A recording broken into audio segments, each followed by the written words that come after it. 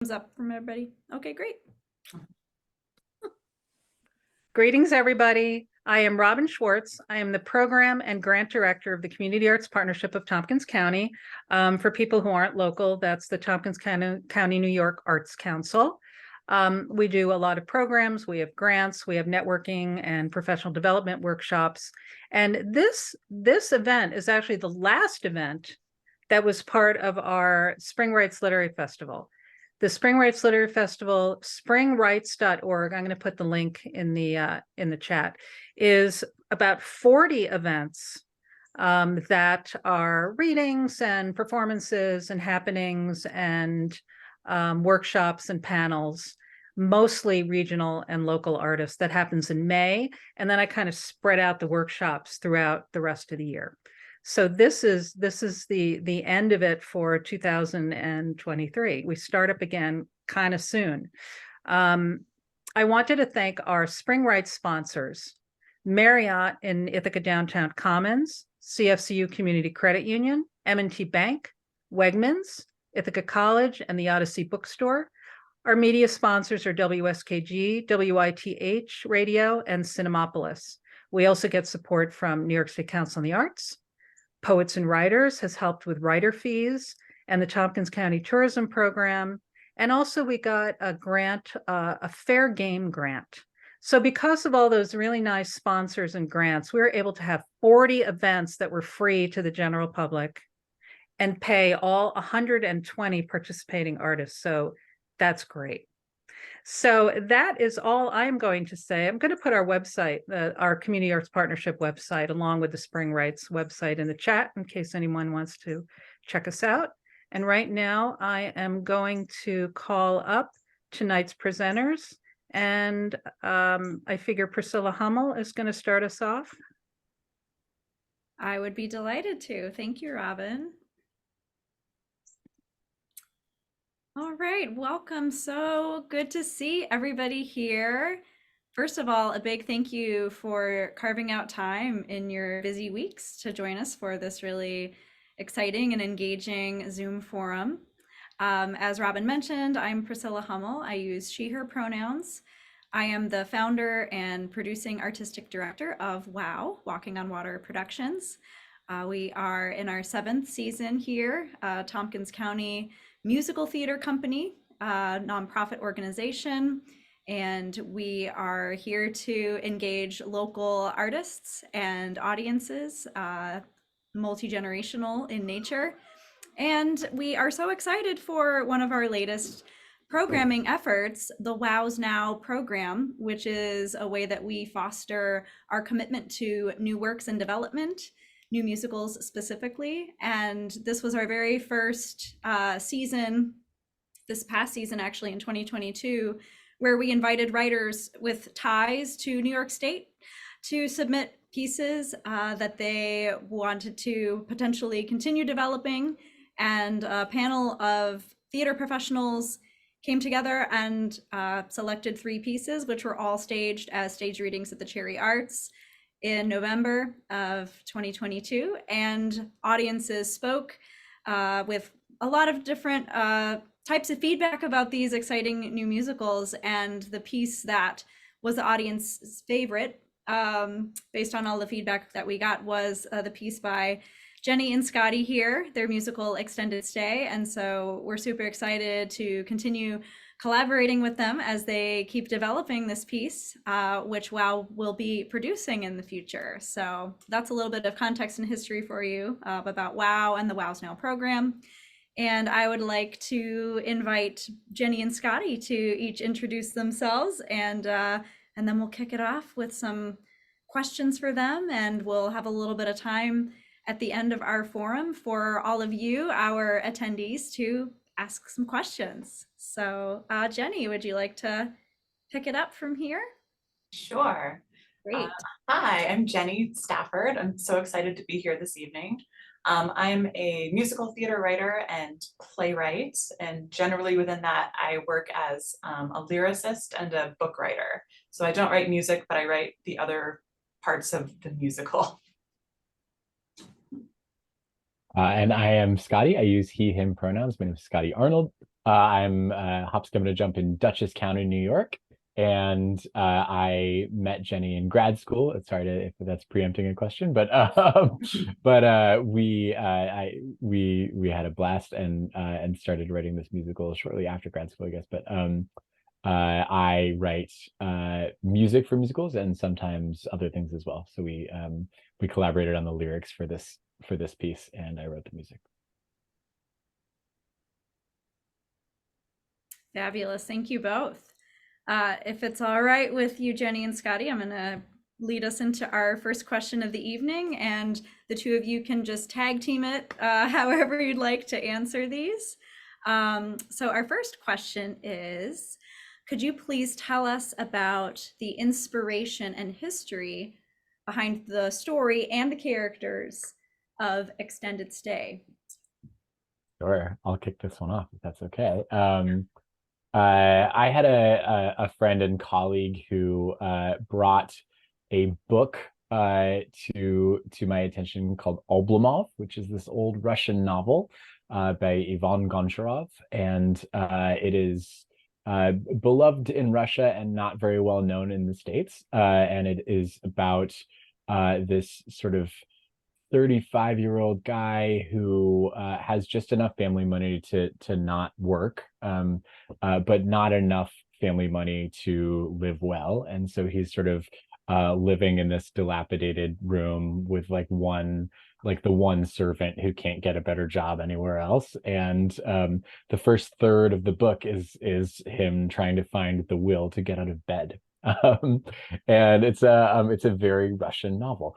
And I have it. This was pre-pandemic, but already I sort of knew that feeling a little bit of being stuck and having dreams and having some sort of wall or block between you and them. And then I spent a summer in Indiana. I spent a summer working at the Notre Dame Shakespeare Festival in South Bend, Indiana, and they put me up next door in Mishawaka, Indiana, and they put me up at an extended stay hotel. And it was a wild place. And I remember riding the elevator with a gentleman who we got to talking, and we discovered that we were both from the West Coast. And I said, "What brings you here?" And he said, "Oh, my car broke down and I'm waiting for parts." And I said, "Oh, how long have you been here?" And he said, "6 months."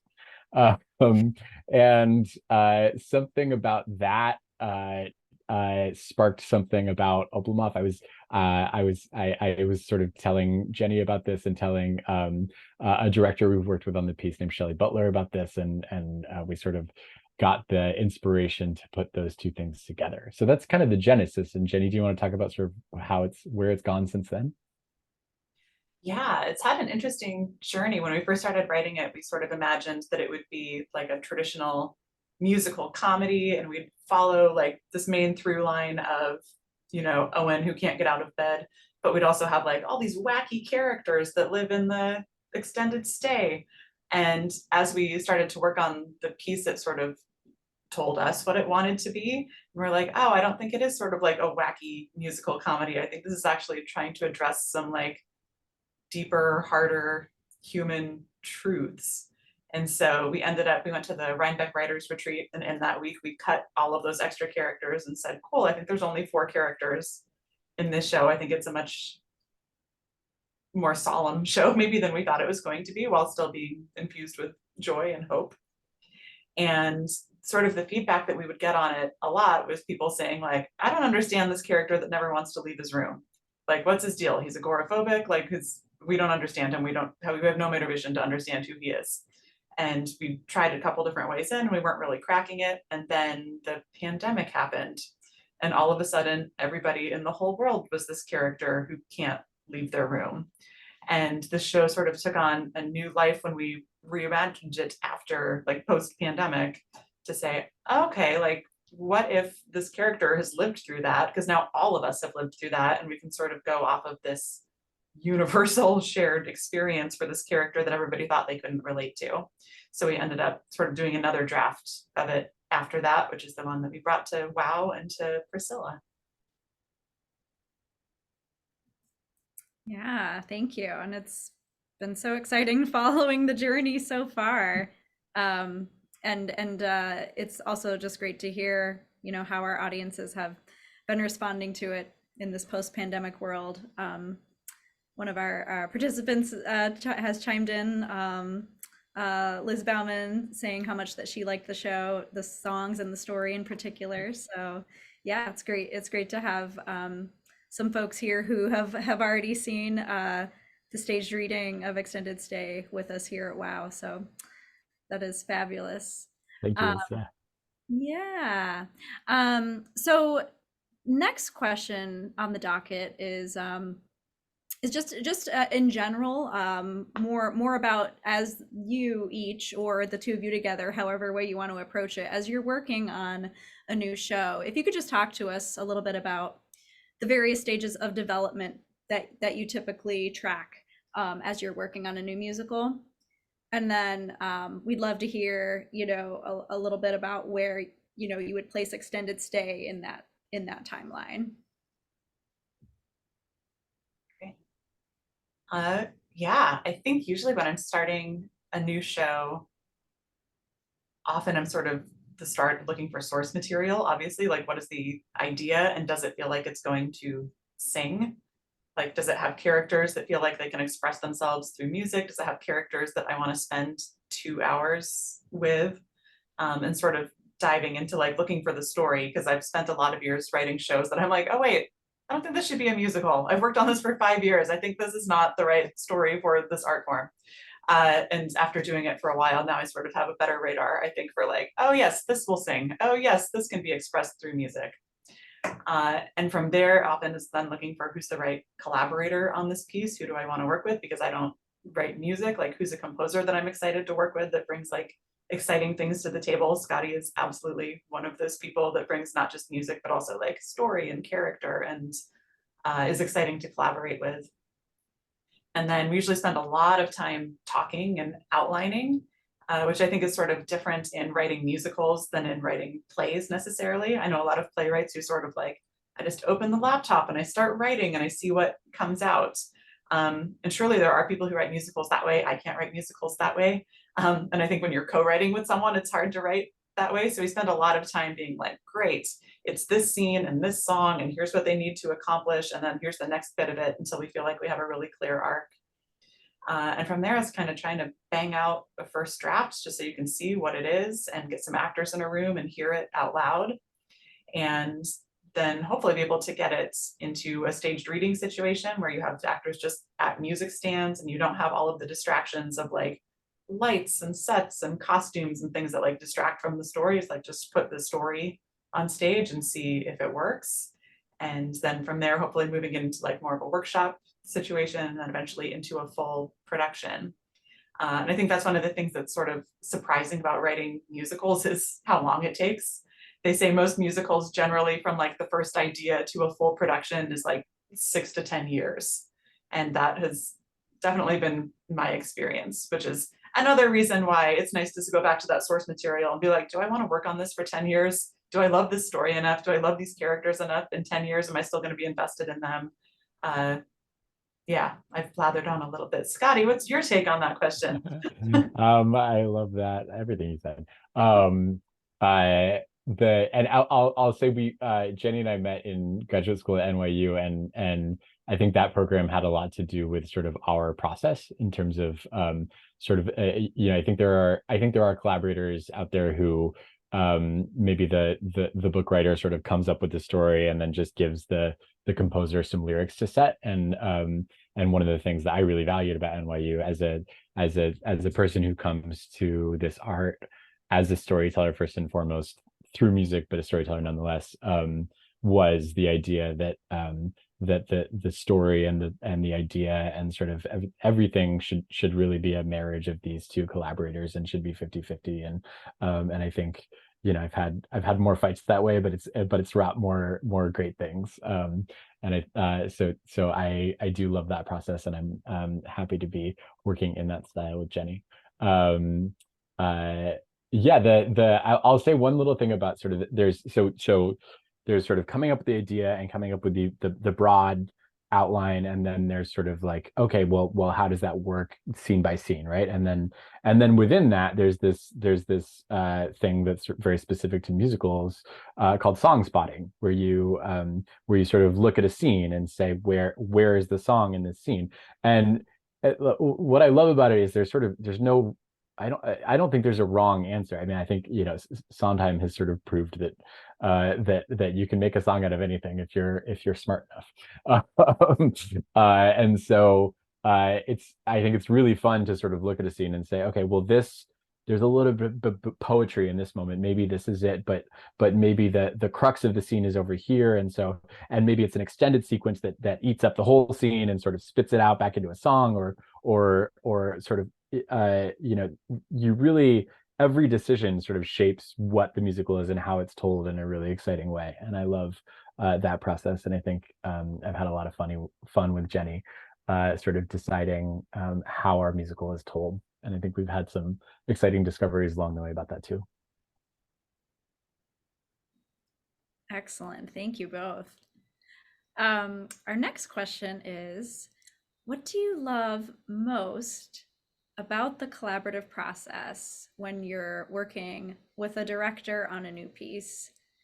And sort of a follow-up question to that, just to kind of keep on your radar, is to that same token, what do you enjoy about the process when you're working with music directors and actors as well? So yeah, take it all or split it up however you'd like.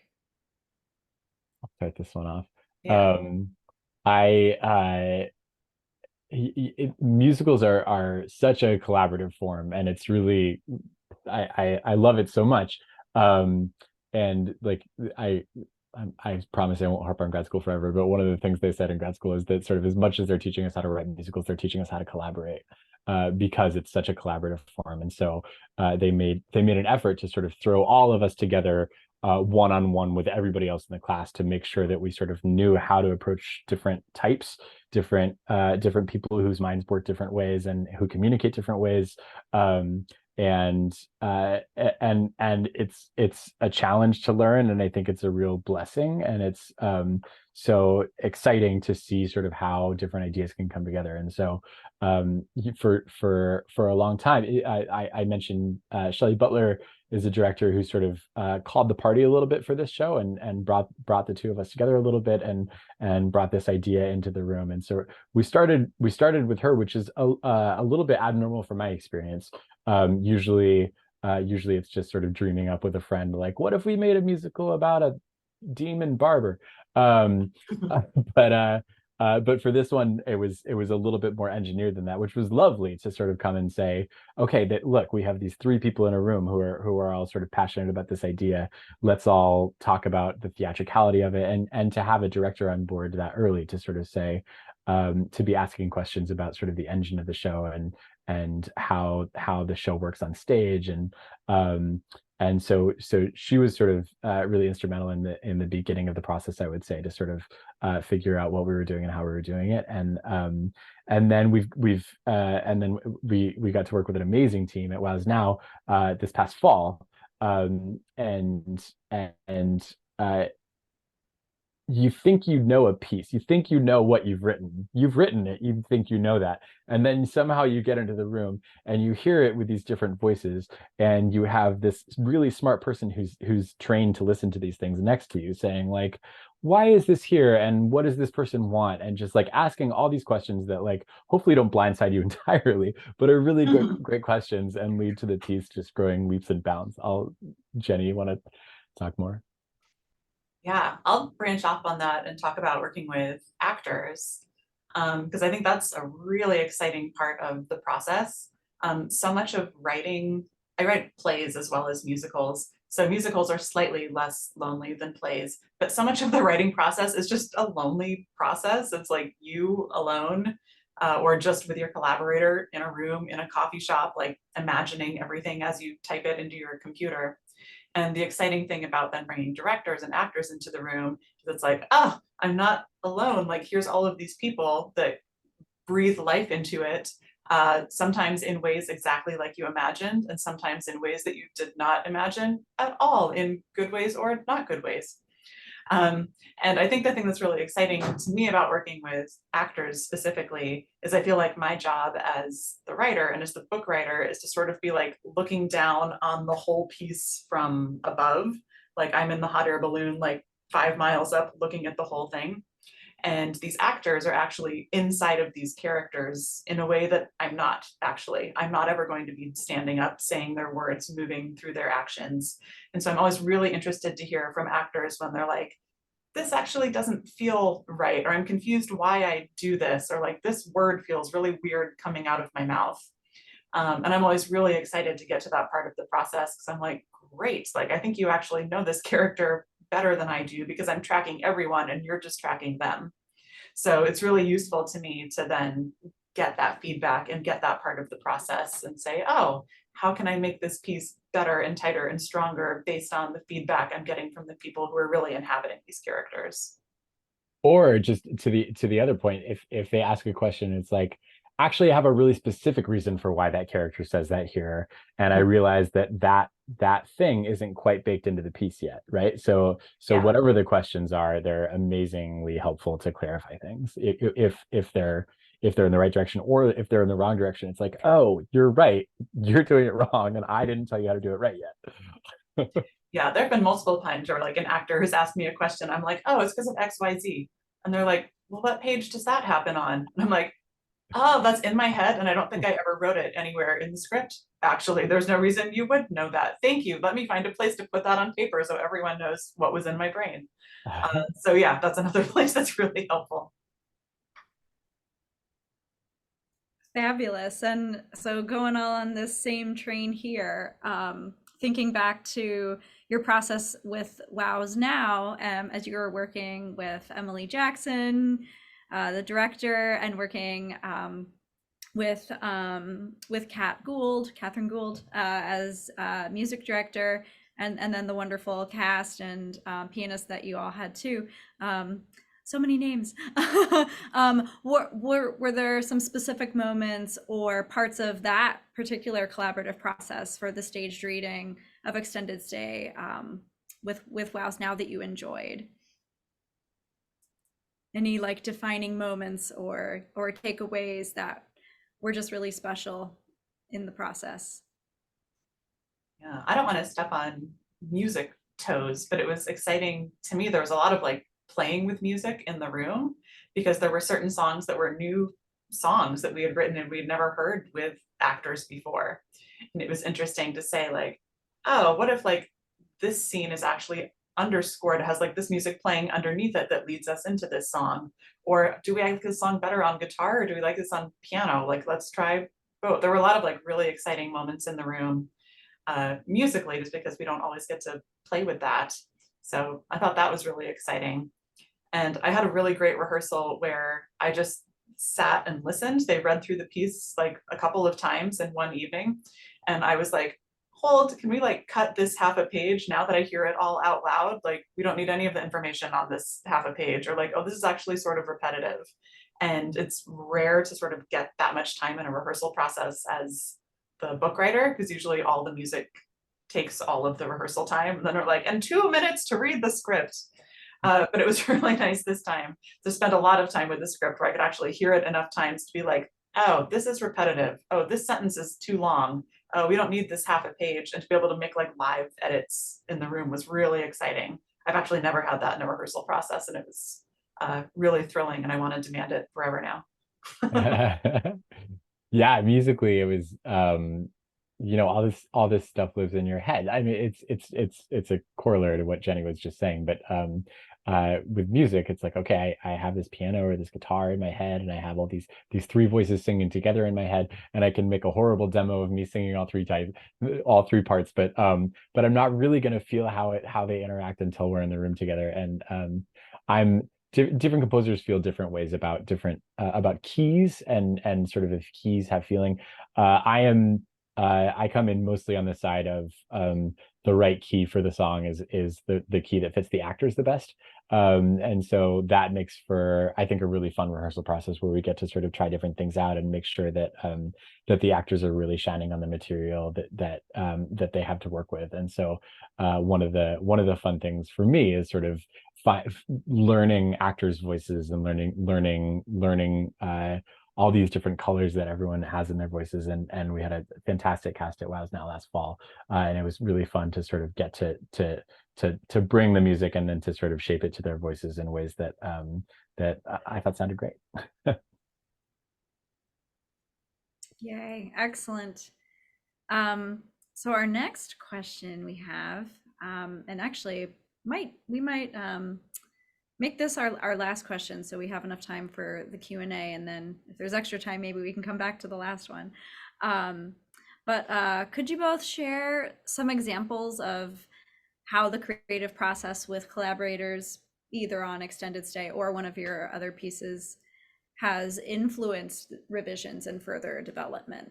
And I think you started touching on this a little bit, but yeah, if there are some other examples that were directly related to the collaboration process that then you were like, kind of like the example that you touched on, Jenny, where you were like, wow, we just need to cut like half a page here. Yeah, but maybe some additional examples kind of in that same wheelhouse. Yeah, I can share one. I'm working on a play right now that's in rehearsals and actually opens tomorrow night at the university where I teach. And it's a new play that's never been staged before. So we've been in rehearsals, and the very end of the play, like the very last moment of it, was sort of a joke, like a throwaway joke. I was like, okay, I want everybody to laugh at the last minute, like lights out. And in the rehearsal process, the actress who was playing the character who has to like make that joke, she's like, I don't want to be rude, but she's like, during this process, like I've come to really love this character, and I feel like she's getting shortchanged. She was like, I don't feel like she gets the ending that she deserves. And like, you're the writer, like you do what you want to do, but like, it makes me feel sad for her. I've put so much into her, and I don't think it's a good ending for her. And I was like, it has always been sort of a slapdash ending that I had to like throw on to get it ready for something. And I've never loved it, but to have like the actor say that, and to have sort of like the other actors in the room be like, I agree, like you didn't write her a good ending. I was like, all right, great, I'm going to go away and I will write her a new ending. And part of that process was, it turned out the show didn't want to end on a joke. It wanted to end on like a sentimental moment to like let things soak in. And the director that I'm working with, his name is Brandon. And in the new version of the script, I wrote, the last line was like, they all turn and like give each other a meaningful look. And then I wrote, or something else beautiful that Brandon creates. And like, that was like the new ending of the play. So I was like, this is the mood, like, you can find it in the room together. And they did, and it's much better than it was. But that was a really fun collaborative moment where an actor was like, I feel shortchanged. I put so much into her and she doesn't get what she deserves. And I was like, you are correct. And I rewrote it. And from the WOWs Now process last fall, I feel like we learned so much about the characters and the actors that we were working with last fall.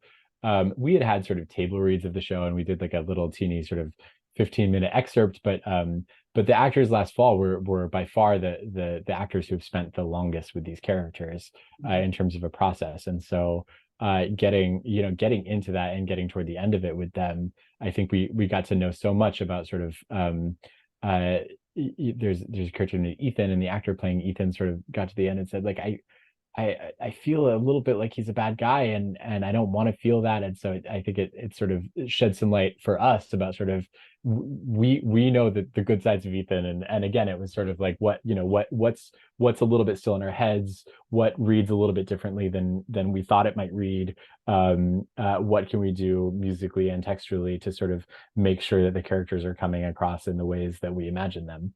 And we God bless that cast, because we were making changes really to the last minute. Which is one of the very exciting things about development. And they were so game and lovely and sort of even kind of thirsty for the new things. So it was really an exciting process. Yeah, so thrilling and invigorating. And as I'm sure you can both attest to, it's not, every rodeo where you get that, wonderful combination, right, Yeah. of a director and a music director who are so intuitive and so available to dive in and dig deep and to not be satisfied with just okay, but to find like the full potential of the piece, and then to have actors who are also like on board with all the changes. And how great. I'm just so thankful that you all had, such a fabulous team to work with us. Um, so we're actually a couple minutes ahead of schedule here. But yeah, would love to go ahead and open up, either open up the chat, which we've already had a couple folks pop in.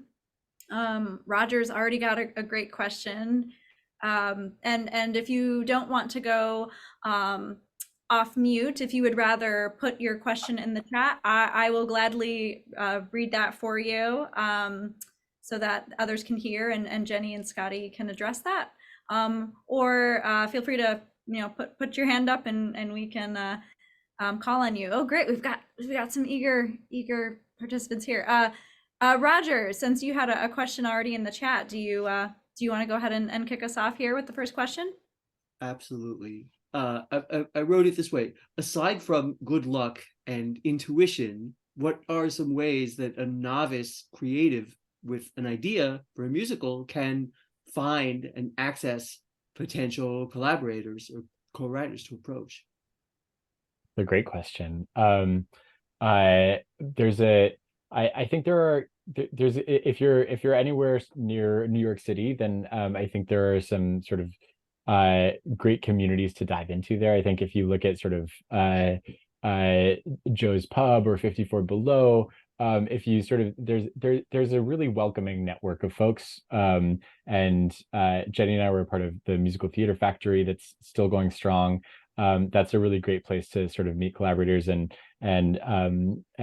so look for events that are sort of about new musical theater writers. And we are dying to talk to people. If you so if you I think if you show up to sort of any of those and find somebody that you're excited about, then I think anybody would be excited to at least have a conversation and talk about what you're interested in and what your goals are. And then there's a organization called the Dramatists Guild, and they are sort of the closest thing that we have as musical theater writers to a union. But they're also sort of do a lot of education and social networking, and they have some really great programming towards specifically finding collaborators, like sort of speed dating or sort of a meet and greet, get to know each other. That I think works really well. And then we met each other through a training program, and that I would say is the other way. So be it sort of a full grad school experience like NYU, or I know the BMI musical theater writing program is a really great way to sort of get that musical training at the same time that you're meeting all of these other collaborators in the room, who you can sort of approach about working with each other. That's my 2 cents. Jenny, did I steal all of yours, or do you have any left?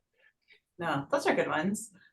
Those are really good ones. And I think if you're outside of New York City, sometimes it's kind of like, I don't know, like, do you have to be in New York to do this? And like, especially now that like Zoom is happening, not necessarily. Like I lived in Denver for several years while we were working on this show. I live in Philadelphia now. I lived in New York for a while.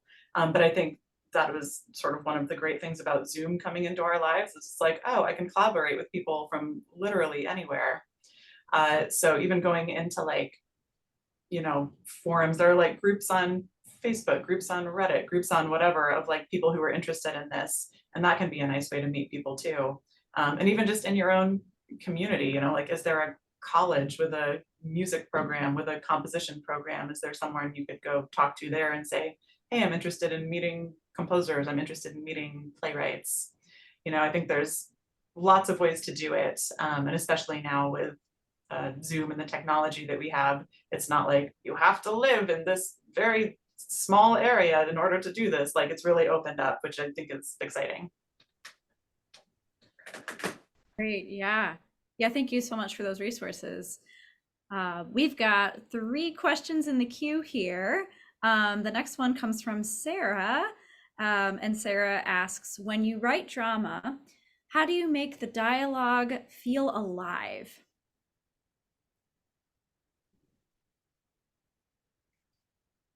I feel I've been thinking a lot about this idea of turns in dialogue and turns in scenes. I teach playwriting at the university where I'm at. We've just been working on this, so it's very much on my mind. But the idea of not letting the audience get ahead of you, right? The idea of being like, where can I put a turn in this scene where like the status shifts? Like one person had more power, one person had less power, and then somebody drops a bomb that shifts it, and that makes it feel alive. Or where can I drop in like brand new information in this scene that the audience doesn't know, that the other character didn't know, right? So trying to find ways where if you yourself sometimes are surprised as the writer when you're writing it, that then the characters are going to be surprised and the audience is going to be surprised.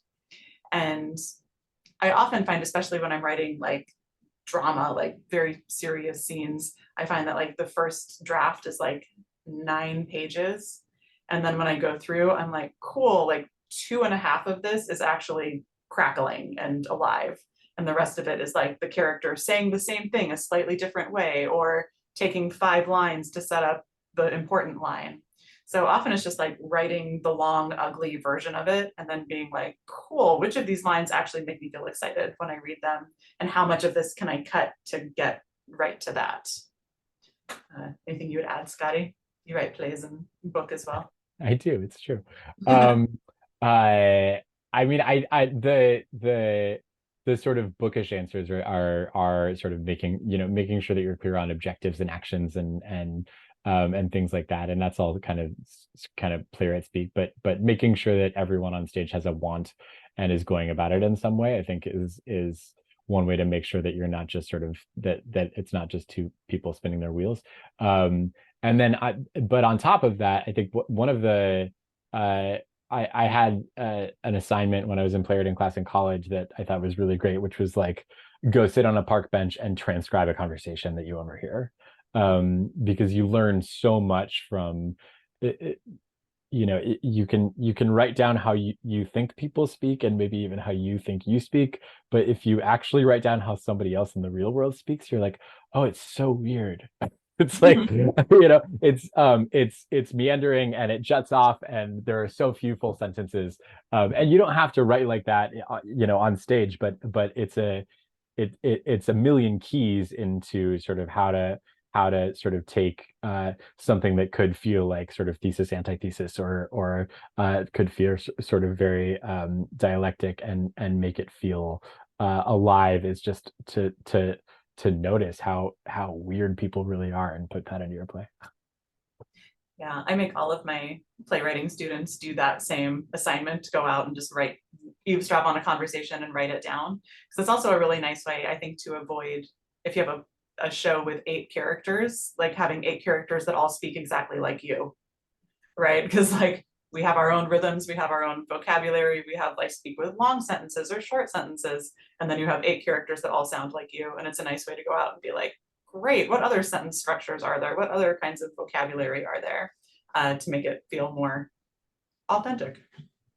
And to get specific when you write about, like, Jenny and I think from the beginning, when we came up with these characters, we said, okay, well, like celebrity wise, or like Broadway actor, or like our friends, like who are these characters like? And I think that's really helpful to make sure that you're sort of like, I wrote a musical about a Sasquatch once, and we were like, oh, the Sasquatch sounds like this guy we went to school with who's kind of weird, and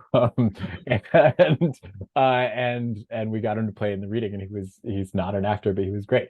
But it automatically sort of locked in this sort of speech pattern that we knew that he had, and this sort of way of talking, and this rhythm and cadence that was really important and really separate from the other characters. So I think we all have the ability to think of how our friend or our enemy or our coworker speaks, and people speak really differently in the world. And so the more you can sort of pinpoint, okay, if if this person is Meryl Streep and this person is Beanie Feldstein, like what does that scene look like?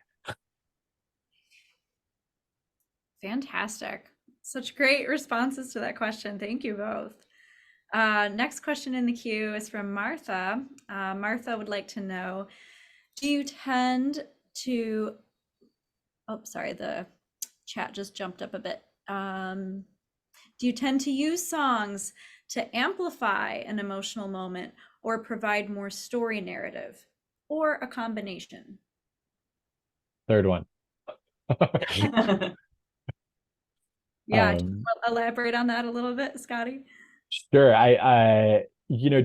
Different musicals do this different ways sometimes, and then within musicals there are a million different ways to do things, and so it goes back to that sort of idea of song spotting, and we have songs in extended stay. Some of them are very sort of plot driven. We took a scene and made it into a song, or Jenny crafted it originally to sort of be to be really through driving, and action is happening within the song. And then we have these other songs that sort of drop in, and I think both are great, and I think probably it's best to have some combination. And it also sort of depends on the engine of your musical. Like I think Sondheim was really amazing at a little bit at both, but really at sort of like at driving the story forward through songs. He was really gung-ho about that. And a musical that I love is Spring Awakening, that really takes its engine from diving into these moments. It takes the play and it just sort of like makes a space for this for this inner life of a teenager, and then we continue with the play afterward. And I think they're both really valid and necessary, and I think whatever musical you're working on is gonna, if you listen to it, might have an answer for you, and as a writer I think you might have an answer for it in terms of what you're most interested in. But I think for us there's a little bit of both. What do you think, Jen? Yeah, I think a little bit of both. And I also, anytime I'm writing a song for musical theater specifically, I am always thinking like, where does this song start and where does this song end? And it might not necessarily be moving the plot forward in a big way. My hope is always that it will be, for myself anyway. So that it's not like, great, like 3 minutes went by on stage and like nothing happened, right? We just heard like pretty sounds, which is a great way to lose momentum and lose your audience, I think. So I'm always thinking about like, how can it move it forward, either story-wise, or how can it move it forward where like, I've learned something about this character within this moment, right? If it is like a quiet, introspective song, I've learned, oh, this character like is actually very insecure, and I didn't know that about this character before. This character's dealing with a lot of fear, or this character has like conflicting feelings about this, and by the end they haven't made a decision, but I know what both of those paths are that they're considering, right? So I think sort of the thing that tends to kill song moments is when it's like, oh, like these two characters met and it's clear that they're in love, and now she's going to sing about how cool it feels to be in love, and then 3 minutes later something else happens in the story, right? Whereas I would much rather like watch her like grapple with that feeling of being in love, or like we learn like, oh, she had a terrible time being in love before, so she's afraid to go towards this love. I'd rather use those moments to develop the story and move it forward than to explore an emotion stagnantly. And I think if you're honoring song structure, then you're probably doing that a little bit automatically, which is something that's really cool, I think, about sort of the way that songs have developed in this culture. There's I'd say the two main ones are sort of verse, chorus, and AABA, and it's easy to talk about AABA, which is like the AABA is like a verse and then another verse that's sort of the same musically, and then a bridge that's different, and then we end with a sort of verse that's the same as it has been. And the way, one way that it was explained to us in school is sort of like, I love you, here's why I love you, I hate you, and for that I love you. Like, and so built into that is some forward momentum and some working out of an idea and some sort of like juxtaposing some ideas together and coming out on the other side of that. And so it's when Jenny and I are song spotting, often we will talk about sort of what is the structure of this song, we'll usually start with sort of like, what is this moment? Is this anthemic, and is this sort of, is this deepening an emotion or an idea, exploring, or is this actually like pushing something forward? And that'll lead us toward a structure and how we should go about structuring the idea into song. Excellent. Excellent. All right. So our next question in the queue comes from Liz. I'll give a little bit of context to this question, if I may. So Liz Bauman is one of the co-writers of Katrina, a new musical, which WOW produced as our very, very first new musical that we have produced in our history. Yeah, Liz Bauman and David Frumpkin. And so that was a huge undertaking. And Liz's question is, what do you think, Jenny and Scotty, are the best ways to get another production after a successful premiere? If you let us know, find out. I was gonna say that's a great question. It's a hard question and a great question, and a premiere is often so valuable to folks, to organizations and theaters, to premiere something and to workshop it and to sort of to birth it is really exciting, and it's a lot harder, I think, to find sort of a second production. I think what I still workshopping this, but I think one thing you can do is just to make sure that you have strong materials. If you know what the musical is, and if you feel confident about the draft, then I think it's important to get really good demos to make sure that sort of the world can understand what you're talking about, and sort of exactly what that is and how it sounds. And so to have like a really clear script and a really clear demo is super important. And then I think a lot of it too is about sort of making sure that that you are sort of in your community, and that you're sort of actively seeing theater and meeting people. And it's, I like, networking can be a little bit of a dirty word, but I think it is making sure that you're sort of embedded in community and collaborating and sort of a part of that world, so that you can go to maybe your local regional theater, or when you travel, you can go to another regional theater and you can reach out and say, I really liked what you did. I just want you to know I have a musical. And for me, those opportunities often come about through not necessarily actually through the art first, but through meeting somebody who says, I think it would be fun to be in a room with you for a month, because that's actually almost a bigger risk. Yeah, I would agree with that. There's whole like programs in place that I know specifically of for playwriting, specifically dedicated to helping playwrights get a second production, because it's so hard to do. Like, it really just is difficult. I would agree with everything that Scotty said, and I agree. I would add on that, like, with the demo recordings, there's sort of this like idea that floats around that like the people you send it to will have a great imagination, so you can just like sing it into your phone like with a plunky piano. And the thing that we found is like generally not actually. People don't have a great imagination, and if they hear like a plunky piano with an okay singer, they're like, oh, your musical's a plunky piano with an okay singer. Where in your head, it's like, no, it's like violins and like this amazing person. So I think it is worth it to find collaborators, or like invest in the kind of software that'll allow you to like produce some demos that sound pretty polished. So when people hear it, that it's so dumb, because like it's a dumb thing, but it's the truth, So it's like they should just be able to know what it is, but they don't. And I would say too, just having any kind of like package that you can send out that's like, cool, here's like a reel I made of like highlighted scenes, here's demo recordings, here's all the great press clippings that it got from the first one. Anything that I think right now, anything that you can sell, if it's like, it's a small cast, it's on one set, theaters don't have any money right now. So if they're like, so if you can say this had a successful production and it was not difficult to produce, I think that is helpful also. And I agree with Scotty. I think that most of the success I've had is when I just talking to people, like getting to know people, saying like, hey, I'm in town, I've done XYZ, I think your theater is really cool. Would anybody want to go get a cup of coffee? Associate artistic director, like literary manager.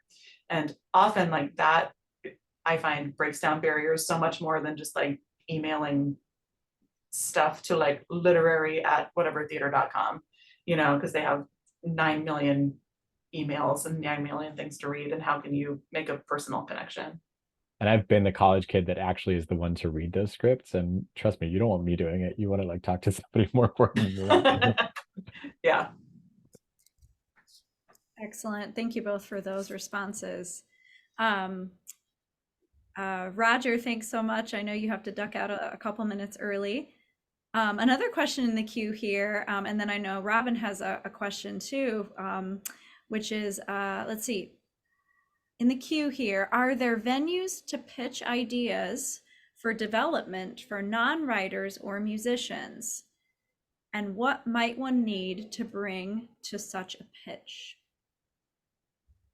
Good question. And I'm not sure I've heard of an event quite like that. What I would say is that even if you think of yourself as a non-writer, I would encourage you to flesh out the idea, to just sort of start. And there are so many sort of great books or YouTube, or sort of there are so many great ways to sort of start in terms of if it's looking at a book that sort of gives you a general structure to work with, like Robert McKee, like story, or like screenplay, or a Sid Field screenplay, Robert McKee's story, or Save the Cat by Blake Snyder. These are all sort of like you can, if you have sort of the germ of an idea, you can sort of look at how that idea might fit on sort of one of these structures that one of these writers has identified as sort of a common structure, or Joseph Campbell, The Hero's Journey. Like there's sort of plenty of ways to go in terms of that. But I think maybe even better than that is some advice that I recently got from a Great Courses CD from the library, which is identify the genre of the idea that you have, and go look at other things in that genre, and spend time with those stories, be it plays or movies or whatever. Try to figure out how their structure is working, try to figure out what they're leading to, what that sort of core emotional experience is at the end. And I think you can replicate that without copying anything, because if you're telling your own story and transposing that onto the beats of another story, it's going to be unrecognizable, and so you don't really have to worry about that. But I think there are many ways to sort of figure out how you could start telling a story. And then I think if you have an idea that you're excited that you think could be a musical, I think the way to do it is to sort of start fleshing it out, and then sort of go about maybe one of the ways we were talking about, to find a collaborator, and to come and say, I think nobody would be put off if you were honest and just said, I don't have a lot of experience writing musicals, and I have this idea, and I've been working it out, and here's why I'm excited about it, and here's why I think it would be a great idea. I'm looking for a collaborator who maybe does know more about musicals to bring this to life with me. Because if you're passionate enough about it, the idea to want it to be a musical, I would think that you'd want to be along for that ride, because it's an exciting, long but exciting ride. I have nothing to add. That was a great answer. Yeah, I agree with all of that. Excellent. Robin, would you like to jump in with your question? We have a few minutes here. Yeah, the whole collaborative process is really interesting, because like if you're a visual artist, you make a piece and you're done, and you don't need to ask anybody else about it. But I always thought that if you were in theater and you were a writer, then you had to have a collaborative personality. You had to. Like if you were a my way or the highway kind of person, then you can't do it. And it was really interesting that your school taught you how to collaborate. And then it sounded like Priscilla had stories that were the opposite of that. So that was interesting. But my question is ultimately the role of the director. Like, is there a part in the process? You've workshopped it, you've done stage performances or whatever. At some point you have to let go. Do you have to let go and then the director makes decisions, or is the writer always there till the end? Because if your play is performed in another location and you're not there, then the director's making a lot of decisions, right? I've always been curious about that relationship. Yeah, that's such a great question. Yeah, there is a lot of letting go that's sort of scary in this process. Again, in the like, oh, it's been like me and my collaborator in a room for 8 years, and now like here's another person. So I think trying to like find the right director is always really important. Usually it's like having a lot of conversations to be like, what do you think this piece is about? Oh, we all think it's about the same thing. Great, then we can move forward. Whereas if they're like, oh, I think it's about X, and you're like, oh, no, it's about something else, like we're probably going to go like this in the room. So trying to find someone who has this sort of same vision for the story is really important. And I think that helps with the letting go process. If it's like, cool, I know we're all trying to get to the Emerald City and you're not trying to get to Miami, right? Because otherwise I'm going to be like trying to like keep steering the car. So I don't know why those two places. Otherwise I'm going to like keep trying to take the wheel. But if it's like, okay, I know we're all trying to get there, and maybe you're going to do it in a slightly different way than I imagined in my head, but let me like let go and see where it goes. And often if it's like a collaborative director, they're really open to sort of leaning over and being like, actually, what if it was XYZ? And with the knowledge that once we get to that part of the process, maybe they're going to say, no, I don't think so. Let's look at another way to do it. So yeah, the collaborative part of it is exciting and scary. And yeah, I think a lot of it's just making sure you have the right people so you're all going to the same city. Robin, I think you brought up Pippin right before we sort of started this officially, but I think there's some stories about Pippin where I think Bob Fosse and Stephen Schwartz had a little bit different ideas about what the show is or could be, and there were moments when Bob Fosse I think would lock Stephen Schwartz out of the theater for some rehearsals to do what he needed to do and figure out what he needed to figure out. That happens. That's not ideal, right? That's not, as writers we're hoping that doesn't happen, but also sometimes that's important. I mean, in this past fall, when we were developing Extended Stay with WoWs Now, there were it was a really lovely lengthy process over a few weeks, and there were amazing opportunities for us to sort of be there in person or on Zoom, and there were moments when we couldn't be there at all, and it was really exciting to see what came of those moments, to sort of show up at the next rehearsal and say like, wow, you discovered a lot of stuff that's really cool. And Jenny and I just had an opportunity to a theater company in Colorado just did sort of a concert of this piece of Extended Stay, and we had very little involvement, and that was us sort of showing up and getting to watch this concert, and it was really informative to say sort of like what is on the page, what is baked into this piece, for as long as the piece is still sort of in development, as long as we're still touching it. I think both processes are sort of informative and important to have, to say, I don't know if this is universal, but I feel like I tend to work with a lot of playwrights who are a little bit sort of, who can be minimal with stage directions. And so, you get into the room and you're like, oh yeah, that happens here and that happens on this line. And then suddenly sort of throughout the process, you're like, I'm writing all of this down. And if you sort of make a discovery in rehearsal, it's so important to get that on the page. And you learn one way or another, you learn exactly why it's important to have that on the page, because it does get into other people's hands.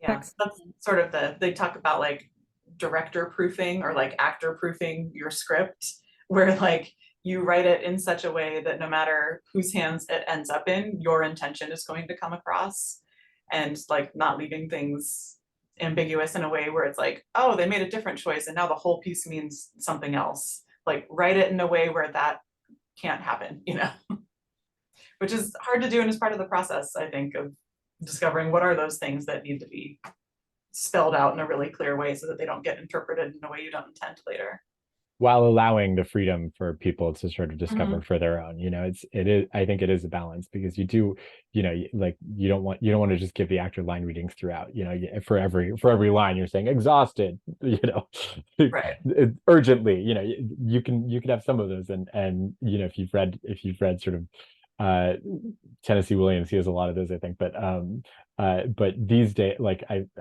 often you'll go into a rehearsal process, and the first thing the director will say in a play like that is cross out all the stage directions because we need to make our own choices here. And so not overloading, but making sure that you have sort of keep it to a point where the director is going to respect it is another sort of important thing. Yeah. Yeah, Absolutely. theater goers see the final result, but the road to getting there is just as interesting.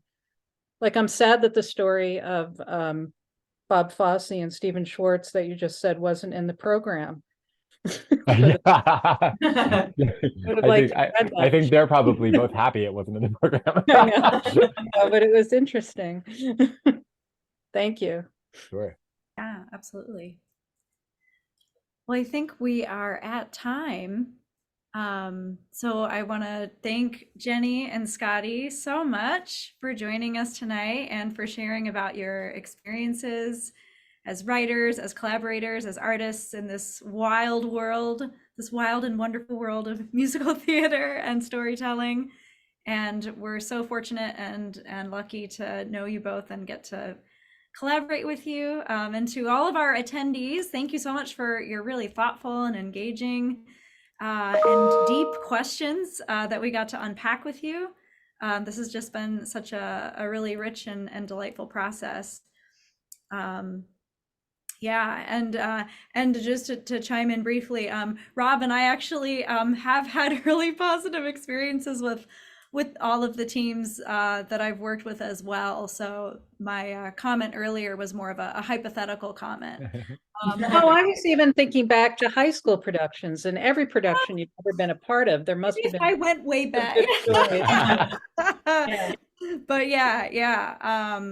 It's just a treat, you know, when we do get these kind of moments, you know, whether it's in a forum, a workshop, or working on a show. And yeah, so we're just really grateful to have all of these people in our circle, both our presenters tonight as well as our participants. So we hope that you'll continue to follow WOW. It is going to be a little bit more of a quieter rest of this year and next year, but do stay tuned for updates about Extended Stay as well as other productions. And yeah, we're just so happy to be here in Tompkins County and to have programs like what Community Arts Partnership brings as a way to bring people together and celebrate writing, and not just the craft of writing, but also the communal element of it as well. So thank you, Robin, for facilitating this and making it happen. It's really, really tremendous.